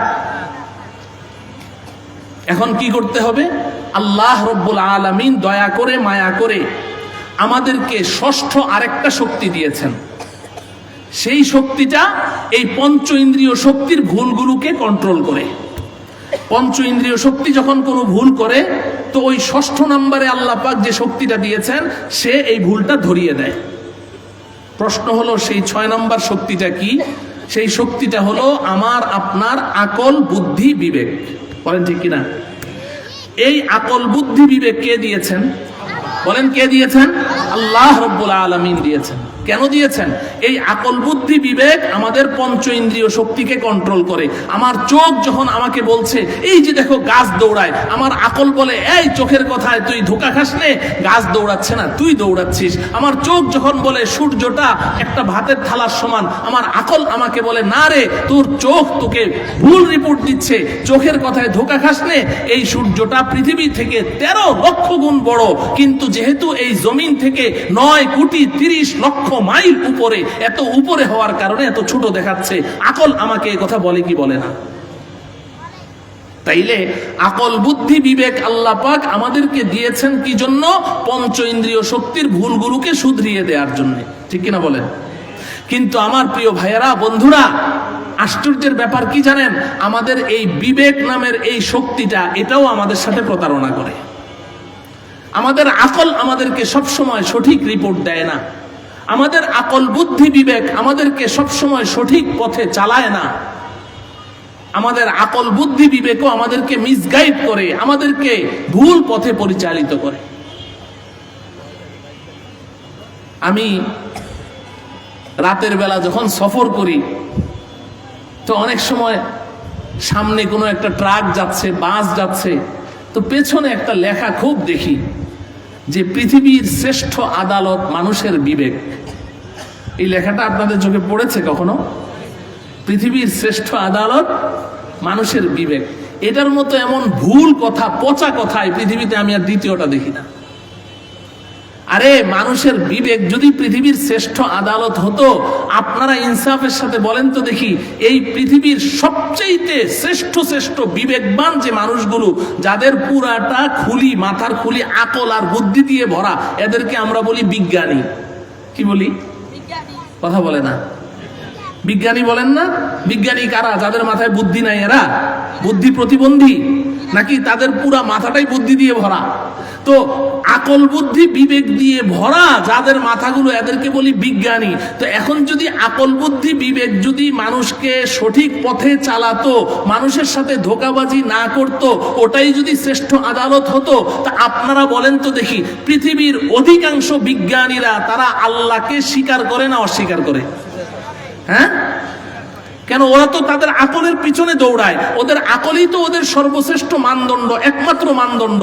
ওদের আকল যেটা বলে ওটাই ওরা বিশ্বাস করে, আকলের বাইরে কিছু বিশ্বাস করে না। তো ওদের আকল ওদেরকে আল্লাহ চিনাইতে সাহায্য করলো নাকি ভুল পথে চালাইলো? তো তাইলে আকল কেমনে শ্রেষ্ঠ আদালত হইল? তো ওদের আকলগুলো ওদের সাথে প্রতারণা করলো কি করলো না? কথা বুঝেন? মানুষের, আমাদের বিবেক বুদ্ধি এটাও আমাদেরকে সঠিক পথে চালায় না, আমাদেরকে মিসগাইড করে। আমি আরেকটা উদাহরণ দিই, উদাহরণ দিলে কথা বুঝতে সহজ হয়। বর্তমান দুনিয়াতে অনেক মানুষ আছে শূকরের গোশত খায়, আছে না নাই? হ্যাঁ, অনেক মানুষ শূকরের গোশত খায়। হিন্দুরা খায়, খ্রিস্টানরা খায়, আরো অন্যান্য জাতি শূকরের গোশত খায় অনেকে। আচ্ছা, যেই মানুষগুলো শূকরের গোশত খায়, তাদের একজন পণ্ডিতের একটা লেখা আমি পড়েছি, একটা আর্টিকেল পড়েছি পত্রিকায় দিয়েছে লেখাটা। সে লিখছে যে মুসলমানদের নবী হযরত মুহাম্মদ মুস্তাফা সাল্লাল্লাহু আলাইহি সাল্লাম, তিনি যেই শূকরের গোশত হারাম করেছেন, বর্তমান দুনিয়ার শূকর আর ওই শূকর এক না, অতএব বর্তমান পৃথিবীর শূকরের গোশত হালাল। নাউজুবিল্লাহ পড়বেন না? বুঝেন তার আকল তাকে কি গাইড করছে, আমি এটা আপনাদেরকে বুঝাচ্ছি। যে মুসলমানদের নবীর জমানার শূকর আর এই জমানার শূকর কি না, এক না। ওই জমানার শূকর ছিল হারাম, এই জমানার শূকরের গোশত হালাল। বলে কেন? এবার উনি যুক্তি দিচ্ছেন। যুক্তি হলো যে মুসলমানদের নবী তার যুগে যেই শূকরগুলো দেখেছেন, ওই শূকরগুলো তো সারাদিন শুধু পচা গান্দা নর্দমার মধ্যে পড়ে থাকতো, পায়খানার মধ্যে ডুবে থাকতো। শূকর দেখেন না কোথায় ডুবে থাকে? তো নবীর জমানার শূকরগুলো তো পচা গান্দা, এরকম নর্দমা, পায়খানা, ময়লা আবর্জনায় পুরা শরীর ভরা থাকতো। তো নবী মুহাম্মদুর রাসূলুল্লাহ সাল্লাল্লাহু আলাইহি সাল্লাম তো ওই শূকরগুলো দেখেছেন, ওনার কাছে প্রচন্ড ঘৃণা লেগেছে, উনি শূকরের গোশতকে হারাম ঘোষণা করে দিয়েছেন। আরে বর্তমান এই বিজ্ঞান ও প্রযুক্তির যুগে শূকরকে যেভাবে উন্নত জাতের ফার্মের মধ্যে লালন পালন করা হয়, যত পরিচ্ছন্ন পরিবেশে লালন পালন করা হয়, প্রতিদিন শ্যাম্পু দিয়ে গোসল করানো হয়, এমন পরিচ্ছন্ন পরিষ্কার শূকরগুলো যদি নবী মুহাম্মদুর রাসূলুল্লাহ দেখতেন, তাহলে শূকরের গোশতকে হালাল ঘোষণা করে দিতেন। নাউজুবিল্লাহ পড়বেন না? নাকি আপনারা তার সাথে একমত, তার যুক্তির সাথে একমত? তাইলে আপনারা এবার বলেন তো দেখি, সে যে যুক্তিটা পেশ করলো তার বিবেক এবং আকল খাটিয়ে পেশ করেছে না? তো তার আকল কি তাকে সঠিক পথ দেখালো না ভুল পথ দেখালো? আরে বেওকুফ, তুই যে প্রথমেই যে তুই বললি যে নবী মুহাম্মদ শূকরের গোশত হারাম করেছে, তুই তো বিসমিল্লাহই গলত। নবী মুহাম্মদুর রাসূলুল্লাহ শূকরের গোশত হারাম করে নাই, সরাসরি আল্লাহই হারাম করেছে। কোরআনের মধ্যে আছে না নাই? আমাদের নবীজি না গায়েব জানতেন না, ভবিষ্যৎ সম্পর্কে জানতেন না, যে 1400 বছর পরে গিয়ে শূকরকে এমন উন্নত পরিবেশে, হাইজেনিক সিস্টেমে, অনেক পরিচ্ছন্ন পরিবেশে শূকরকে লালন পালন করবে, নবীজি জানতেন না। ঠিক আছে, ভালো কথা। যেই আল্লাহ শূকরের গোশত হারাম করলেন 1400 বছর পূর্বে, ওই আল্লাহ কি জানতেন 1400 বছর পরে যে শূকর এত সুন্দর করে লালন পালন হবে? আল্লাহ কোরআন নাজিলের সময় জানতেন কি জানতেন না? তো আল্লাহ তো জানতেন। তো আল্লাহ পাক বলে দিতেন যে এই শূকরের যে গোশত হারাম, এটার মেয়াদ হইল 1400 বছর, এরপর থেকে এটা হালাল। কোরআনে বলে দিতেন না? এই মানুষের আকল মানুষকে কিভাবে মিসগাইড করে, আপনি কয়টা উদাহরণ চান? আপনি নিজেও ভাবলে এমন হাজারো উদাহরণ বের করতে পারবেন যে আমাদের বিবেক যে আমাদেরকে ভুল পথে চালায়, ভুল পথে চালায়। এই যে বর্তমান বাংলাদেশে যে দিন দিন নতুন নতুন নাস্তিক কতগুলো আবির্ভাব হচ্ছে, এই নাস্তিকগুলো এক একবার এক এক কথা যে উল্টাপাল্টা বলে, ওরা আল্লাহকে অস্বীকার করে। জিজ্ঞাসা করেন যে কিরে আল্লাহকে অস্বীকার করো কেন? কয় আমাদের নাস্তিকদের থিওরি হলো যা চোখে দেখি না তা বিশ্বাস করি না। এটা নাস্তিকদের থিওরি না, চোখে দেখে না তো বিশ্বাস করে না। ওর আকল ওকে এই যুক্তি দিয়েছে, এজন্য জান্নাতকে অস্বীকার করে, জাহান্নামকে অস্বীকার করে, পরকালকে অস্বীকার করে, চোখে দেখি না বিশ্বাস করি না। কি সুন্দর যুক্তি ওদের, ওদের আকল ওদেরকে এদিকে পরিচালিত করেছে। অথচ আপনি যদি একটা নাস্তিককে বলেন আচ্ছা চোখে না দেখা জিনিস অবিশ্বাস করো, বলে হ্যাঁ চোখে না দেখা জিনিস অবিশ্বাস করি, চোখে না দেখলে কখনো আমরা বিশ্বাস করি না। আপনি ওই নাস্তিককে জিজ্ঞাসা করেন তোমার ভিতরে জান আছে কিনা, তোমার ভিতরে জান আছে কিনা? ও কি বলবে? আমার কোনো জান নাই, এটা বলবে? বলবে যে জান না থাকলে আমি বেঁচে আছি কি করে। এবার আপনি প্রশ্ন করেন তোমার জানটা জীবনে কয়বার দেখেছো? দেখেছে নাকি? কথা বলেন না, আমার কথা বুঝেন না আপনারা? দেখেছে? তো তাইলে জান আছে এটা যে বিশ্বাস করলো, দেখে বিশ্বাস করলো না না দেখে? তো ওরা না বলে যে না দেখে বিশ্বাস করি না। আপনি যদি ওকে জিজ্ঞাসা করেন তোর মাথার মধ্যে আকল বুদ্ধি আছে কিনা, ও কি বলবে? আমার মাথায় কোনো বুদ্ধি নাই, এটা বলবে? হ্যাঁ না, বলবে আমার মাথায় বুদ্ধি ভরা, তোদের মাথায় বুদ্ধি নাই, এজন্য তোরা আল্লাহকে বিশ্বাস করিস। তো তোর মাথায় যখন বুদ্ধি ভরা এটা তুই স্বীকার করছিস, এবার তুই বল তোর মাথার বুদ্ধিগুলো জীবনে কয়বার দেখেছিস? দেখেছে? তো তাহলে না দেখা জিনিস বিশ্বাস করে কি করে না? করে। কিন্তু ওর আকল ওকে কি করছে? মিসগাইড করছে, কপাল পুড়ে গেছে, এজন্য বলে যে আল্লাহকে না দেখে বিশ্বাস করি না। মুহতারাম হাজরিন, তো তাহলে আমার পঞ্চ ইন্দ্রিয় শক্তিও আমাকে ধোকা দেয়, আমার আকলও আমাকে ধোকা দেয়। এবার বলেন এই পঞ্চ ইন্দ্রিয় শক্তি খাটিয়ে, আকল বুদ্ধি বিবেক খাটিয়ে আমরা যে শিক্ষাটা আবিষ্কার করলাম, এই শিক্ষাটার মধ্যে ভুল আছে না নাই? আপনারা ইনসাফের সাথে বলেন আছে না নাই? এই শিক্ষার মধ্যে ধোকা আছে না নাই? নিঃসন্দেহে আছে, কোনো সন্দেহ নেই। এটা হলো এক নম্বর কথা। দুই নম্বর কথা হলো, আমি যদি আপনাদেরকে ইতিহাসের পাতা থেকে শোনাই, ইতিহাসের পাতা থেকে, আপনারা এটা ভাববেন না যে না আমি ওটার বিরুদ্ধে কথা বলছি না, আমি আপনাদেরকে একটা রেজাল্টে পৌঁছাতে চাই। ইতিহাসের পাতা থেকে বলছি, আপনি ইতিহাস পড়ে দেখেন, এই যে আমরা আমাদের সন্তানদেরকে এই জেনারেল শিক্ষা নামে যে শিক্ষাটা দিচ্ছি, এই শিক্ষাটা কারা আবিষ্কার করেছে? মানুষ করেছে, এটা তো বুঝলাম। কোন মানুষরা করেছে? কোন মানুষ? আমাদের দেশের হাফিজ জি হুজুর রহমতুল্লাহ আলাই করে গেছে, হ্যাঁ, শাইখুল হাদিস আল্লামা আজিজুল হক সাহেব রহমতুল্লাহ আলাই করে গেছে, মুফতি ফজলুল হক আমিনী রহমতুল্লাহ আলাই, শামসুল হক ফরিদপুরি রহমতুল্লাহ আলাই। তো মানুষ তো এই শিক্ষাটা আবিষ্কার করলো, এরা কারা? এদের পরিচয় যদি আমি বলি আপনারা মনে কষ্ট নিবেন না? মনে কষ্ট নিয়েন না, আমি ইতিহাসের পাতা থেকে বলছি। আমরা যে জেনারেল শিক্ষাটা আমাদের সন্তানদেরকে দিচ্ছি, এই শিক্ষাটার গোড়া হচ্ছে ব্রিটিশরা। ব্রিটিশরা এই শিক্ষাটা আবিষ্কার করে রেখে গেছে। কারা? ব্রিটিশ, ইংরেজরা। এই ব্রিটিশরা যখন নাকি এই উপমহাদেশে এসেছিল, এই উপমহাদেশে তারা বণিকের বেশে এসেছে, ব্যবসায়ীর বেশে। আসার পরে এখন এই উপমহাদেশের লোকজন জিজ্ঞাসা করলো তোমরা কারা? ইংল্যান্ড থেকে এসেছে। কোত্থেকে? ইংল্যান্ড থেকে জাহাজে করে যখন নাকি নোঙ্গর গাড়লো এখানে, ওই সময় তো ভারত পাকিস্তান বাংলাদেশ সহ সব একসাথে ছিল না, এই উপমহাদেশ ছিল। তো এখন এই হিন্দুস্তানে যখন তারা আসলো, তো এদেরকে জিজ্ঞাসা করা হলো তোমরা কারা? বলে যে আমরা ব্রিটিশ থেকে, ব্রিটেন থেকে এসেছি, ইংল্যান্ড থেকে এসেছি, আমরা তোমাদেরকে বাণিজ্য শিক্ষা দিব, ব্যবসা শিখাবো, অর্থনৈতিক ডেভেলপ করার জন্য। তো তখন সবাই তাদেরকে সাদরে গ্রহণ করে নিয়েছে। মাশাআল্লাহ, তারা খুব ব্যবসা বাণিজ্য করছে, হিন্দুস্তানের মানুষ খুব খুশি। অল্প কিছুদিন পরে দেখা গেল জাহাজ বোঝাই করে করে ওরা ব্যবসায়িক পণ্যের পরিবর্তে অস্ত্র নিয়ে আসছে, অগ্নেয়াস্ত্র, জাহাজ বোঝাই করে করে। জিজ্ঞাসা করা হলো কি ব্যাপার, তোমরা না ব্যবসা শিখাইতে এসছো, তো জাহাজে করে করে এমন বড় বড় অগ্নেয়াস্ত্র কেন আনছো? তো ওরা বলে তোমাদের জানের নিরাপত্তার জন্য, তোমাদের জানের নিরাপত্তার দরকার, এই জন্য অস্ত্রের প্রয়োজন, অস্ত্র নিয়ে আসলো। এর কিছুদিন পরেই তাদের আসল চেহারা প্রকাশ পেয়ে গেল। এই অস্ত্রগুলো সব হিন্দুস্তানিদের বিরুদ্ধে ধরে তারা শাসন ক্ষমতা হাতে নিয়ে নিল। 1 বছর নয়, 2 বছর নয়, 200 বছর ব্রিটিশরা এখানে শাসনের নামে শোষণ করেছে। কত বছর? 200 বছর। আমি আপনাদের কাছে জানতে চাই, 200 বছর শাসন করলো, এখন গেল কই? ওরা কই? এখন আছে নাকি? নাই। গেল কিভাবে? কারা তাদেরকে বিতাড়িত করেছে? ওরা কি হাসি মুখে নিজেরাই স্বেচ্ছায় চলে গেছে, নাকি এদেরকে তাড়ানো হয়েছে? কারা তাড়াইলো? ইতিহাস খুলেছেন কখনো?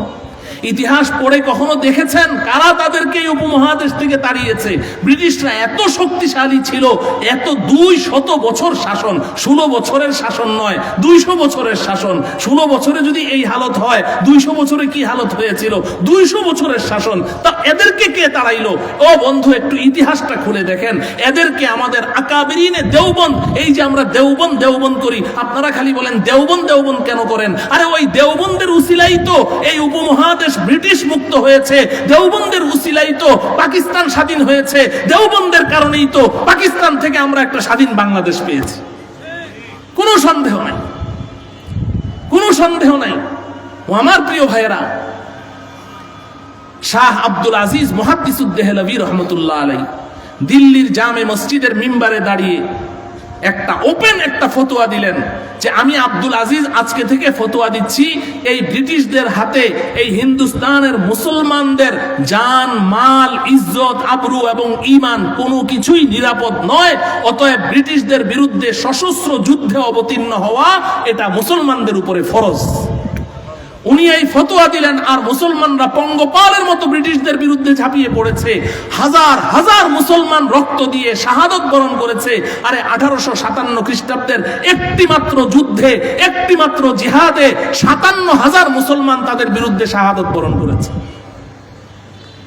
1864 থেকে 67 পর্যন্ত মাত্র 4 বছরের ব্যবধানে এই ব্রিটিশরা এই উপমহাদেশের এই হিন্দুস্তানের একেবারে শীর্ষস্থানীয় মাথার মুকুট উলামায়ে কেরাম, আল্লাহ ওয়ালা বুজুর্গানে দ্বীন, এই সমস্ত আলেমদেরকে 14,000 আলেমকে ধরে ধরে তাদেরকে মেরে তাদের লাশগুলোকে গাছের ডালে ডালে ঝুলিয়ে রেখেছিল। আপনি ইতিহাস পড়ে দেখেন। একজন খ্রিস্টান ঐতিহাসিক ডব্লিউ হান্টার, খ্রিস্টান ঐতিহাসিক, মুসলমান নয়, সে লিখেছে যে যখন মুসলমানরা ব্রিটিশদের বিরুদ্ধে জিহাদে অবতীর্ণ, তখন আমি দিল্লিতে এক জায়গায় তাঁবু গেড়েছিলাম, সাংবাদিক ঐতিহাসিক, তাঁবু গেড়েছিলাম। আমি দেখেছি দৈনন্দিন আমার তাঁবুর পেছনে বিশাল বড় একটা গর্ত, এই গর্তের মধ্যে প্রতিদিন 20 জন 25 জন করে আলেমদেরকে এনে তাদেরকে হত্যা করে গর্তের মধ্যে তাদেরকে ফেলে দিয়ে তাদের লাশগুলোকে আগুন দিয়ে পুড়িয়ে দেওয়া হতো। ও আমার প্রিয় ভাই, এইভাবে এই উলামায়ে কেরাম, দারুল উলুম দেওবন্দের প্রতিষ্ঠাতা কাসেম নানতুবি রহমতুল্লাহি আলাইহি, হাজী ইমদাদুল্লাহ মুহাজিরে মক্কি রহমতুল্লাহি আলাইহি, কুতবুল ইরশাদ হযরত রশিদ আহমদ গঙ্গুহি রহমতুল্লাহি আলাইহি, শাইখুল হিন্দ মাহমুদ হাসান দেওবন্দি রহমতুল্লাহি আলাইহি, আওলাদ রাসূল শাইখুল আরবি ওয়াল আজম সৈয়দ হুসাইন আহমদ মদনী রহমতুল্লাহি আলাইহি, এর পূর্বে হাফেজ জামিন শহীদ রহমতুল্লাহ আলাইহি, শাহ ইসমাইল শহীদ রহমতুল্লাহি আলাইহি, সৈয়দ আহমদ শহীদ বালাকোট রহমতুল্লাহি আলাইহি। এদের নাম পড়ে দেখেন, এরা সবাই ব্রিটিশদের বিরুদ্ধে সশস্ত্র যুদ্ধের সেনাপতি ছিলেন, তারা যুদ্ধ পরিচালনা করেছেন। এইভাবে যুদ্ধ পরিচালনা করে করে এই ব্রিটিশদেরকে এই উপমহাদেশ থেকে বিতাড়িত করেছে। আজকে বড় আফসোসের সাথে আপনাদেরকে বলছি, আমাদের দেশের কিছু কুলাঙ্গার, অর্বাচীন, মূর্খ কিংবা জ্ঞান পাপী, হয় মূর্খ না হলে জ্ঞান পাপী, এরা উলামায়ে কেরামের দিকে আঙ্গুলি উত্তোলন করে বলে যে এরা স্বাধীনতা বিরোধী শক্তি। আমি ওদেরকে বলতে চাই, আরে এই আমাদের উলামায়ে কেরাম পূর্বপুরুষ, তারা যদি এই ব্রিটিশদের বিরুদ্ধে সশস্ত্র জিহাদে অবতীর্ণ হয়ে তারা যদি তাদের রক্তগুলো এভাবে অকাতরে ঝরিয়ে না দিতেন, ও বাংলার মুসলমান, আজকেও তোমরা ওই ব্রিটিশদের পা ধুয়ে পানি খাওয়া ছাড়া কোনো উপায় ছিল না, কোনো উপায় ছিল না। মুহতারাম হাজরিন, সেটা তো ভিন্ন ইতিহাস। আমি আজকে যে কথাটুকু আপনাদেরকে বলতে চাই, এই ব্রিটিশরা যখন নাকি মুসলমানদের কাছে পরাস্ত হয়েছে, এরা অবাক, ব্যাপার কি? সমস্ত অস্ত্রশস্ত্র, আধুনিক অগ্নেয়াস্ত্র সব আমাদের হাতে, সৈন্য সামন্ত আমাদের হাতে, লোকবল শক্তি সব আমাদের হাতে, আমরা কেন তাদের কাছে হেরে গেলাম? ওদের কাছে তো কোনো অস্ত্রশস্ত্র নেই। তো তারা তদন্ত কমিটি গঠন করেছে। তদন্ত কমিটি তদন্ত করে রিপোর্ট পেশ করেছে। তদানীন্তনকালের রানী এলিজাবেথ ছিল, রানী এলিজাবেথের কাছে রিপোর্ট দিয়েছে, ও রানী এলিজাবেথের দল, তোমরা এই উপমহাদেশের মুসলমানদের বাহুবলের কাছে পরাস্ত হওনি, মুসলমানদের অস্ত্রের কাছে পরাস্ত হওনি, বরং এই উপমহাদেশের ইমানদার মুসলমানদের ইমানি শক্তির কাছে পরাজিত হয়েছে। এই রিপোর্ট যখন তাদের হাতে গেল, তখন তারা তো পরাজিত হয়েই গেছে, পরাস্ত হয়ে গেছে। এখন তারা চ্যালেঞ্জ হিসেবে নিল যে ঠিক আছে, আমরা পরাজিত হয়েছি, তোমাদের ইমানি শক্তির কাছে আমরাও দেখে ছাড়বো তোমাদের ইমানি শক্তি কত দূর, এই ইমানি শক্তি কিভাবে ধ্বংস করা যায়, তোমাদের ইমানের কিভাবে 12টা বাজানো যায়, এটাও আমরা দেখে ছাড়ব। ওরা এই উপমহাদেশ ছাড়ার সময় আমাদেরকে কতগুলো মরণ কামড় দিয়ে গেছে। কি দিয়ে গেছে? মরণ কামড়। মরণ কামড় বুঝেন? হিন্দিতে বলে হাম তো ডুবে হ্যাঁ সনম তুঝকো লেকে ডুবেঙ্গে, হাম তো ডুবে হ্যাঁ সনম তুঝকো লেকে ডুবেঙ্গে। দোস্ত আমি একা ডুববো কেন, তোকে নিয়েই ডুববো। এর নাম মরণ কামড়। এই ব্রিটিশরা এই উপমহাদেশ থেকে যাওয়ার সময় একদিকে কতগুলো মুনাফিক তৈরি করে রেখে গেছে, ওদের কতগুলো গোলাম, 5-8টা গোলাম, মুসলমানদের চেহারা, মুসলমানদের পোশাক, মুসলমানদের মতো পাগড়ি টুপি দাড়িওয়ালা কতগুলো মুনাফিক রেখে গেছে মুসলমানদের ইমানকে ধ্বংস করার জন্য। ওই মুনাফিকদের আলোচনা করাও তো এখন আমার সময় নেই। একটা মুনাফিকের নাম বলি, ওর নাম হলো মির্জা গোলাম আহমদ কাদিয়ানি। ওর নাম কি? মির্জা গোলাম আহমদ কাদিয়ানি। বলেন তো দেখি, মির্জা গোলাম আহমদ কাদিয়ানি কি দাবি করেছিল? নবী দাবি করেছে। ওকে নবী কে বানিয়েছে? আল্লাহ বানিয়েছে। কে বানিয়েছে? ব্রিটিশরা বানিয়েছে। তো ব্রিটিশরা মুসলমানদের নবী কেন বানায়? মুসলমানদের ইমানি শক্তি বাড়ানোর জন্য, নাকি ইমানের 12টা বাজানোর জন্য? ইমানের 12টা বাজানোর জন্য। মির্জা গোলাম আহমদ কাদিয়ানিকে তারা নবী বানিয়ে দিয়ে গেছে। আমাদের নবীর পরে আর কোন নবী আছে? তাইলে ও নবী হইল কেমনে? এই ব্রিটিশরা নবী বানাইলো। নবী বানানোর পরে মাশাআল্লাহ পয়সা ছিটাইলেই তো ইমান বিক্রি করে দেয়, এমন কিছু নামধারী দুর্বল ইমানদার দুনিয়াতে আছে না নাই? আছে। ওর উম্মত জুটে গেছে, এখন সে নবী, তার উম্মতেরও অভাব নাই। আর নবীজি তো ভবিষ্যৎবাণী করেই গেছেন। নবীজি বলেন লা তাকুমুস সাআ হাত্তা ইউবআসা ফিল আরদি 30 দাজ্জালুন কাযাবুন কুল্লুহুম ইয়াজআমু আন্নাহু নাবিয়্যুন ওয়া আনা খাতামুন নাবিয়্যিন লা নাবিয়্যা বা'দি। নবীজি বলে গেছেন, এ আমার উম্মতেরা শুনো, আমি দুনিয়া থেকে চলে যাওয়ার পরে ততদিন কিয়ামত হবে না যতদিন না 30 জন মিথ্যুকের আবির্ভাব ঘটবে।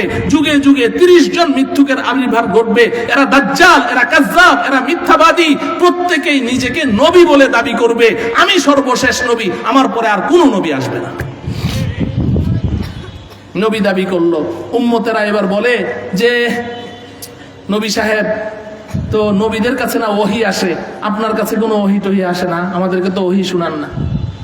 তো এখন বলে যে ও আচ্ছা ঠিক আছে, দেখি আজকে আল্লাহর সাথে যোগাযোগ করে দেখি। রাতের বেলা ও গেছে ওর খোদাদের সাথে যোগাযোগ করতে। মির্জা গোলাম আহমদ কাদিয়ানির খোদা কারা বলেন না? গিয়ে বলে যে আমাকে যে নবী বানাইলেন, ওহী কোথায়, ধরা তো খেয়ে গেলাম। নো প্রবলেম, দাঁড়াও দিচ্ছি। পরের দিন এসে বলে যে তোমাদের দরখাস্তের ভিত্তিতে আমি আল্লাহর কাছে আবেদন করেছি, আল্লাহ পাক গতকালকে প্রথম আমার উপরে আয়াতটা নাজেল করেছে, তো তবে আয়াতটা ইংরেজিতে এসেছে। ওর কাছে ওহী কি আসে? ইংরেজি ভাষায়। তো ওর প্রথম ওহী আমি ওর বইয়ের মধ্যে পড়েছি, ওর কাছে প্রথম ওহী এসছে, ও মির্জা গোলাম Ahmad, the all men should be angry but Allah is with you, he shall help you, word of God cannot exchange। নাউজুবিল্লাহ পড়বেন না? এটা হলো ওর কাছে বলে প্রথম ওহী।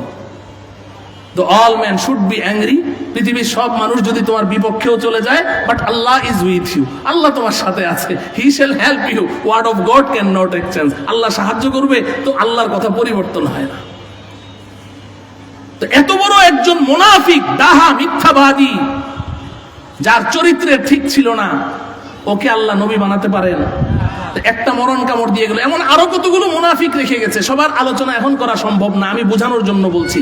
আর 2 নম্বর যেটা আমি বুঝাতে চাচ্ছি সেটা হলো, তারা যাওয়ার সময় এই উপমহাদেশের মুসলমানদেরকে একটা গিফট দিয়ে গেছে, গিফট, একটা হাদিয়া। ওই গিফটটার দিকে আপনাদের দৃষ্টি আকর্ষণ করছি। সেই গিফটটা কি জানেন? ওরা একটা শিক্ষা সিলেবাস প্রণয়ন করে রেখে গেছে। শিক্ষা সিলেবাস, এই সিলেবাসটা প্রণয়ন করে পুরা শিক্ষা কারিকুলাম প্রণয়ন করে উপরে বড় বড় অক্ষরে লিখে দিয়ে গেছে যে আমরা একটা শিক্ষা সিলেবাস এখানে রেখে গেলাম। এই শিক্ষা সিলেবাসে হিন্দুস্তানের যে সন্তানরা এই সিলেবাস পড়াশোনা করে গড়ে উঠবে, ওরা রঙ্গরূপে হবে হিন্দুস্তানি, কিন্তু ওদের মন মস্তিষ্ক হবে আমাদের ইংরেজদের মতো। ওই শিক্ষা সিলেবাস, ওই ব্রিটিশদের রেখে যাওয়া উপহার আর গিফট, এটাকে আমরা যুগের পরিবর্তনে কিছু পরিবর্তন করে মডিফাই করে আমাদের প্রিয়তম সন্তানদেরকে আমরা জেনারেল শিক্ষা নামে এখন স্কুল কলেজ ইউনিভার্সিটিতে পড়াচ্ছি। আপনারা খুশি হইলেও যা, না হইলেও তা, এটাই হলো ইতিহাস। মুহতারাম হাজরিন, এখন আমাদের করণীয় কি? আপনি বলবেন যে হুজুর তো আপনার কথা থেকে রেজাল্ট কি আসলো? আমি ওই কথাটুকু বলে কথা শেষ করে দিচ্ছি। ও আমার প্রিয় ভাই, আমি এই কথার অর্থ এটা বুঝাচ্ছি না যে না জেনারেল শিক্ষার কাছে দাঁড়িয়েও যাওয়া যাবে না। না, ওই শিক্ষাটা তো আমাদের লাগবে। এই পৃথিবীটা চালাইতে হলে ডাক্তার লাগবে, ইঞ্জিনিয়ার লাগবে, পাইলট লাগবে, প্রকৌশলী লাগবে। লাগবে কি লাগবে না বলেন? বড় বড় কৃষিবিদ লাগবে। আগে তো খেতে সারা বছরে ফসল হইতো একটা, এখন বছরে 4টা ফসল হয়। এগুলো তো কৃষিবিদদের মাধ্যমেই হয়েছে। আর এই যে বড় বড় কালভার্ট এবং বড় বড় হাইওয়ে যে রোডগুলো হচ্ছে, আপনার এই ফ্লাইওভার, এগুলোর জন্য বড় প্রকৌশলী লাগবে। তো বিমানে চড়ে হজে যাচ্ছেন, বড় বড় প্রকৌশলী লাগবে। হ্যাঁ, এই জেনারেল শিক্ষা এটারও প্রয়োজন আছে, কিন্তু আমার প্রিয় ভাই এটা মূল্যবান হবে, এটা প্রশংসিত হবে। কখন প্রশংসিত হবে? যদি এই জেনারেল শিক্ষা এটাকে ওহী ভিত্তিক শিক্ষার মাধ্যমে এটাকে কন্ট্রোল করা হয়। আসমানি শিক্ষা যদি জেনারেল শিক্ষাটাকে কন্ট্রোল করে তাহলে এটা প্রশংসনীয়। আর যদি আসমানি শিক্ষা থেকে সম্পূর্ণরূপে মুখ ফিরিয়ে নিয়ে আল্লাহ প্রদত্ত শিক্ষা, ওহী ভিত্তিক শিক্ষা, এই শিক্ষা, ওই শিক্ষা সম্পর্কে তো আমি কিছু বলতে পারলাম না। আল্লাহ পাকও তো একটা শিক্ষা আবিষ্কার করেছেন যেটা মাদ্রাসায় আমরা পড়াই। এই শিক্ষার আবিষ্কারক কে? এই শিক্ষার আবিষ্কারক কে? তা আমাদের শিক্ষার মধ্যে তো ভুলে ভরা, আর আল্লাহর শিক্ষার মধ্যে একটা ভুলও আছে। যালিকাল কিতাবু, বলেন যালিকাল কিতাবু, এরপরে কি মানে কি? সামান্য মাত্র ভুলের কোনো অবকাশ নেই, কোনো সম্ভাবনাই নেই। এই পর্যন্ত কেউ ভুল বের করতে পেরেছে? চেষ্টা করে নাই? কম চেষ্টা করেছে? অনেক চেষ্টা করেছে। আবু জাহেল অনেক চেষ্টা করেছে। ওই যুগের বড় বড় পণ্ডিত, আরবি সাহিত্যিক এবং বড় বড় কবিদেরকে নিয়ে অনেক চেষ্টা করেছে। আল্লাহ যখন চ্যালেঞ্জ করলেন, ওয়া ইন কুনতুম ফি রাইবিন মিম্মা নাযালনা আলা আবদিনা ফাতু বিসূরাতিন মিন মিসলি, যদি সন্দেহ থাকে তাহলে একেবারে ছোট্ট একটা সূরা বানিয়ে দেখাও, আমার কোরআনের সবচেয়ে সর্বকনিষ্ঠ সূরাটার মতো একটা সূরা বানিয়ে দেখাও। হাজারো চেষ্টা করে বানাতে পেরেছে কি? বানাতে পারে নাই। ইন্না আতাইনাটা নিয়ে বসেছিল ওরা। তাফসীরের কিতাবে আছে, ইন্না আতাইনাকাল কাউসার ফাসাল্লি লিরাব্বিকা ওয়ানহার ইন্না শানিআকা হুয়াল আবতার। এই সূরাটার মতো একটা সূরা বানাবে বসেছে সব কবি সাহিত্যিকরা। বসার পরে এখন 2 দল হয়ে গেছে ঝগড়া। এক দল কয় এই সূরাটা এটা একটা পদ্য, কবিতা। বলে পদ্য কেন? কারণ পদ্যের প্রত্যেক লাইনের শেষে মিল থাকে কিনা? কবিতার লাইনের শেষে মিল থাকে না? হ্যাঁ, হাট্টি মাটিম টিম, তারা মাঠে পারে ডিম, তাদের মাথায় 2টি শিং, তারা হাট্টি মাটিম টিম। কি শেষে টিম ডিম মিল আছে না নাই? তো এখন ইন্না আতাইনাকাল কাউসার ফাসাল্লি লিরাব্বিকা ওয়ানহার ইন্না শানিআকা হুয়াল আবতার। তো কাউসার, ওয়ানহার, আবতার শেষে মিল আছে না নাই? তো একদল কয় এটা কবিতা, পদ্য, অতএব সূরা কাউসারের মতো একটা পদ্য আমরা আবিষ্কার করি। আরেক দল কয় না, এটা পদ্য না, এটা গদ্য। এটা কি? তো যারা বলে গদ্য, এদের দলিল কি? কয় তোমাদের দলিল কি? আমাদের দলিল হইলো, আচ্ছা কবি সাহিত্যিকরা যে কবিতা লেখে, কবিতার তো অধিকাংশ কথাই মিথ্যা থাকে। কবিতার মধ্যে অধিকাংশ কথা কি থাকে? মিথ্যা থাকে না? আমি যে কবিতাটা শোনাইলাম, এই কবিতাটা কি সত্যি না মিথ্যা? তাদের মাথায় 2টি শিং, তারা মাঠে পারে ডিম। শিংওয়ালা কোনো প্রাণী মাঠে ডিম পারে? পৃথিবীতে একটাও দেখাইতে পারবেন? এটা সত্য না মিথ্যা? তো তাইলে কবিতার মধ্যে অধিকাংশ কথাই কি থাকে? মিথ্যা থাকে। ছোটবেলায় যে পুঁথি শুনেছি, লাখে লাখে সৈন্য মরে কাতারে কাতার, গনিয়া বাঁচিয়া দেখি 70,000। লাখে লাখে সৈন্য মরে কাতারে কাতার, গোনা দেখে 70,000, বাকি দি কই? তাইলে মিথ্যা না সত্য? মিথ্যা। তো এরা বলেছে আরে কবিতা তো মিথ্যা থাকে, কিন্তু মুহাম্মদ এই পর্যন্ত যত সূরা, যত আয়াত নিয়ে এসেছে, এটা আমাদের ইন্টারনাল ব্যাপার, বাইরে বলা যাবে না। ওর তো কোনো কথার মধ্যে আমরা মিথ্যাই বের করতে পারছি না। তাহলে এটা আবার কবিতা হয় কেমনে? ওদের মধ্যে ঝগড়া লেগে গেছে। শেষমেশ এই সূরা কাউসারের মতো একটা সূরাও কি করতে পারে নাই? বানাইতে, হ্যাঁ, একজনে একটা আয়াত বানিয়েছে, একজনে বানিয়ে বাইতুল্লাহর গিলাফে লিখে দিয়েছে, ইন্না আ'তাইনাকাল কাউসার ফাসাল্লি লিরাব্বিকা ওয়ানহার ইন্না শানিআকা হুয়াল আবতার। সে লিখেছে লাইসা হাযা কালামুল বাশার। মিলল না? লাইসা হাযা কালামুল বাশার একটা আয়াত আবিষ্কার করেছে। এর অর্থ কি জানেন? অর্থ হলো এটা কোনো মানুষের কথা হতে পারে না। ঈমান এনেছে। তাইলে এখন আমার দাওয়াত হলো, আমার প্রিয় ভাইয়েরা, আপনার সন্তানদেরকে আপনি ডাক্তার, ইঞ্জিনিয়ার, পাইলট যা কিছু বানান, বড় জজ ব্যারিস্টার বানান, কোনো সমস্যা নাই, এগুলোর প্রয়োজন আছে, কিন্তু তার শিক্ষার ফাউন্ডেশন আর বিগিনিং আর শুরুটা হতে হবে ওহী ভিত্তিক শিক্ষা, আসমানি শিক্ষার উপরে। শুরুটা এখান থেকে হতে হবে। এখান থেকে হওয়ার পরে তার মস্তিষ্কে যখন সে আল্লাহকে চিনবে, জান্নাত জাহান্নাম চিনবে, পরকাল চিনবে, আখিরাত চিনবে, মা বাবার মর্যাদা সম্পর্কে জানবে, সব কিছু মানবিক শিক্ষা সব অর্জন করার পরে এবার যদি তাকে আপনি জেনারেল শিক্ষায় শিক্ষিত করেন, এটা হলো প্রশংসনীয়। আমি এটার উদাহরণ দেই, সকালবেলা আপনি এক বল পান্তা ভাত খেয়েছেন, এতগুলো কাঁচা পেঁয়াজ আর শুকনা মরিচ, পোড়া মরিচ দিয়ে মেখে পান্তা ভাত খেলেন। বিকেলবেলা আপনি সারাদিন যত কোরমা পোলাও আর বিরিয়ানি আর ফাস্টফুড খান, বিকেলবেলা ঢেকুর দেন, মুখ দিয়ে কিসের গন্ধ বের হবে? পেঁয়াজের গন্ধ বের হবে কি হবে না? ও ভাই, আপনি আপনার সন্তানকে শুরুর শিক্ষাটা কোরআনী শিক্ষা দেন, আল্লাহ প্রদত্ত শিক্ষা দেন, ওহী ভিত্তিক শিক্ষা দেন। এই শিক্ষা অর্জন করে মাত্র 3 বছর নুরানির একটা প্যাকেজ প্রোগ্রাম আছে, এই প্যাকেজ প্রোগ্রামটা পুরা করেন। এরপরে আপনি আপনার ছেলেকে কি শিক্ষা দেন, জীবনের শেষে ঢেকুর দিবে তো ভেতর থেকে কোরআনের সুঘ্রাণ বের হয়ে আসবে। এই সন্তান কোনোদিন নাস্তিক হবে না, কোনোদিন আল্লাহকে গালি দিবে না। এই সন্তান যত বড়ই হোক আর আপনি যত মূর্খ হন আর যাই হন, এই সন্তান আপনার শেষ জীবনে কখনো আপনাকে বৃদ্ধাশ্রমে পাঠাবে না। আমি বৃদ্ধাশ্রমে গিয়ে দেখে এসেছি, আমি চাপাবাজি করছি না, আপনি যান দেখে আসেন। বৃদ্ধাশ্রমে কোনো হাফেজে কোরআনের মা বাবাকে আপনি আবিষ্কার করতে পারবেন না, বৃদ্ধাশ্রমে কোনো আলেমের মা বাবাকে পাবেন না, কোনো ইমাম খতিব তো দূরের কথা, মসজিদের নগণ্য খাদেম মাত্র 5-6 হাজার 10 হাজার টাকা বেতন দিলে সভাপতির ঘুম হারাম হয়ে যায়, ওই খাদেমের মা বাবাকেও বৃদ্ধাশ্রমে আপনি পাবেন না। যে দেখেন বড় বড় আর্মি অফিসার, ব্রিগেডিয়ার, জজ, ব্যারিস্টার, বড় বড় ডাক্তার, পাইলট, ইঞ্জিনিয়ার, তাদের মা বাবারা বৃদ্ধাশ্রমে চোখের পানি দিয়ে চোখ ঘা করে ফেলছে, যে দেখে আসে। এজন্য আমার প্রিয় ভাই, এই ভুলটা করবেন না। সন্তানদের প্রাথমিক শিক্ষাটা দ্বীনি শিক্ষা দিয়ে দেন, ওহী ভিত্তিক শিক্ষা দিয়ে দেন। এরপরে আপনি ভবিষ্যতে জেনারেল শিক্ষায় শিক্ষিত করেন, এটা প্রশংসিত হবে। আল্লাহ রাব্বুল আলামিন আমাদেরকে এই কথাগুলো বুঝে আমাদের ভবিষ্যৎ কর্মপন্থা নির্ধারণ করার তৌফিক দান করুন। ওয়া সাল্লাল্লাহু তাআলা আলা সাইয়্যিদিনা মুহাম্মদ ওয়া আলা আলিহি ওয়া আসহাবিহি আজমাইন। আসসালামু আলাইকুম।